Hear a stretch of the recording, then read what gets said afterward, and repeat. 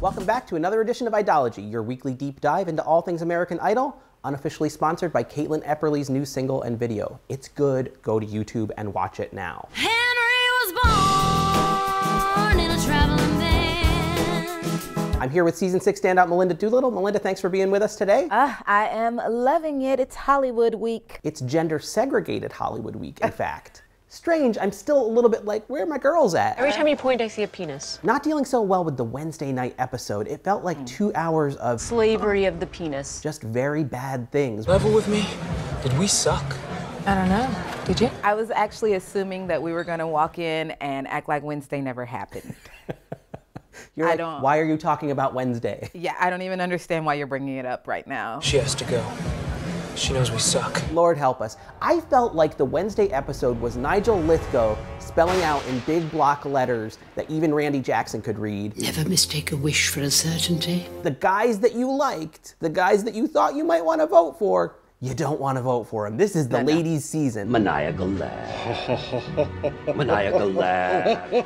Curtis Finch Jr., like, what's up with that? His group was standing there and doing the confessional thing, and they were talking about how Charlie had been sick and they'd helped him through. That really meant a lot. All he did was like this haughty look. It showed a side of Curtis that I was not that excited about. I'm here to send him home in the first place. Yeah. While there were some funny lines that came out of his mouth, I just worry about myself so I can be at American Idol and not American Airlines. I was like, now you're not as likable as I thought you might be.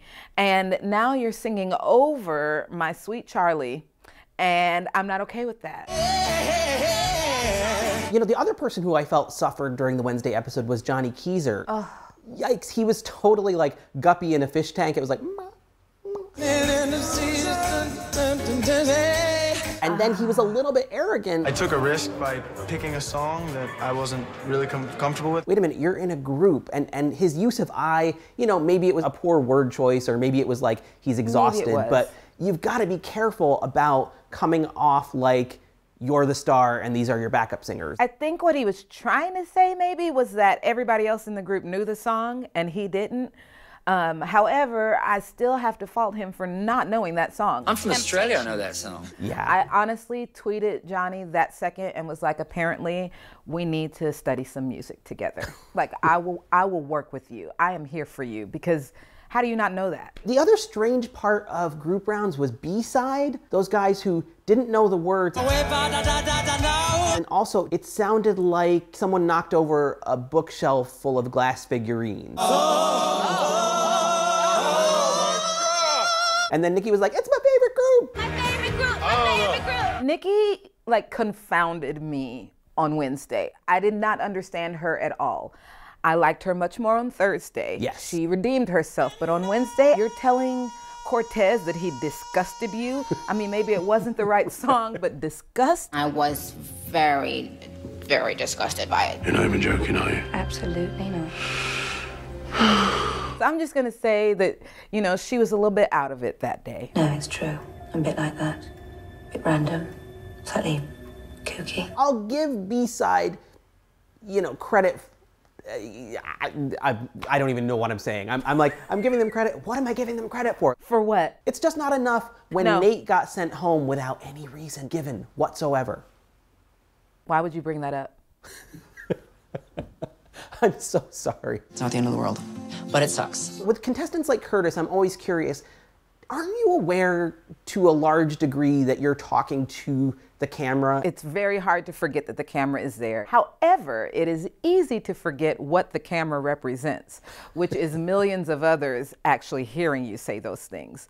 So every once in a while, you're like, oh, so everybody's gonna hear that, huh? Or else you're like a Kardashian and you just don't care, you know? Oh, there is that. And You know. he might not care.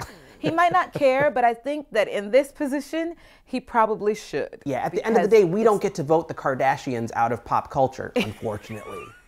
Maybe some. Now there's a show. I like an idea of a show called The Boat, where you put people on a beach, people like the Kardashians, and then each week we get to vote. One of them just gets sent out to sea. Yes, never to be on television again. Never again. It's a fate worse than death for a lot of these people. Never to be on television again. They're just going to jump off the boat at that point. We are the worst. We are the worst. Do your thing, Kardashians. It's all right. I've just got to give a shout out to Charles Allen, because after like 2 hours of moldy breadcrumbs and tepid water, somebody gave us a filet mignon.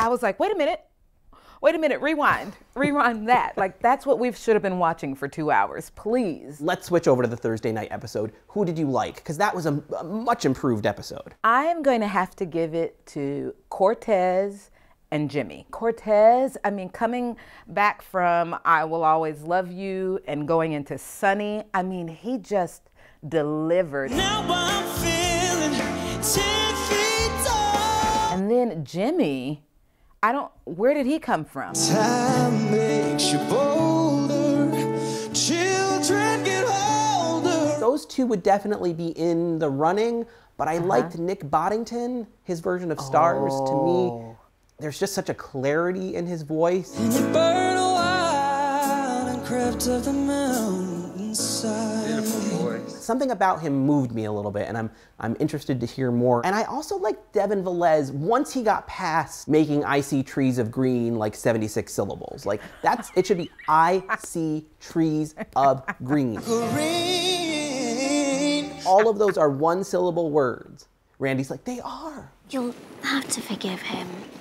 He's quite simple-minded. Devin was all like, Red roses too. just get it out. Like, don't start with that. But once he got past that, he's got some personal magnetism plus a really beautiful voice that makes me think he might be one of those contestants that start bubbling up once we get to the live rounds. I see them bloom for me and for you. Can we give honorable mention to Charlie? You can give him honorable mention, yes. I mean, his story. I just hope that I don't end up being somebody she used to know, you know?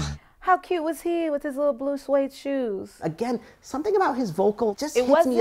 It wasn't perfect. Right. No, you didn't have to stoop so low. But what I did like is that we heard a different side of his voice. Yeah. Now, I would have loved to hear that kind of coupled with that soft lilting tone that he has also. Like, if he can marry the two, I think that he would be a contender. Talking about Charlie, I also was very amused by his sort of like interplay with Nicki Minaj. You have this quirky thing that is so odd that it's right. He is from her planet and they speak each other's language. I glorify weirdness. They were even flirting. I think they're so cute together. I am obsessed with you. Baby, I could say the same thing. It made for good television, but I have to say, Nicki was on fire on Thursday. It was like literally, "This girl is on fire" was written for her at the judges' table on Thursday. I was like, hallelujah, someone is bringing like brutal honesty and making sense and owning her opinions, whether you agreed with them or not. But I was curious how you felt about her feedback for Paul Jolly, or Jolly, as she likes to call him. I want this so bad. I've worked so hard. Get up here, no matter how nervous or worried you are, get up here, get it off your face. It's such a turnoff. Just give us 1 minute of professionalism. Which I kind of agree with. Like, at a certain point, you want to be one of those last 20 standing, and you cannot bring that face to the live shows. It was a good wake-up call for him. I loved her advice to Mateus. Sometimes things can go from being inspiring to becoming you wanting a pity party. Again, that was a reality check that these kids never get on these shows. So I was like, bring it, Nicki Minaj. I was totally in agreement on the Mateus one, just because he keeps bringing it up. I'd mention to people that I want to be here one day, they'd laugh at me. Here we go again. Like, I don't want to hear that every time. So I loved her for saying that. On the Paul Jolly one, while I do agree with her, because I think that it is important to come on stage with confidence, sometimes you don't have it, and Hollywood Week was one of the scariest things in the world for me. I lost 8 pounds because of my fear on that show. I was so petrified. Now, once the music started and it was time for me to sing, that went away. And that's what happened with Paul.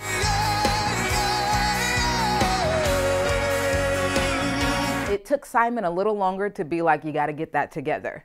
but it was good for me to hear. So I think that that's good for Paul and he can carry it into the future.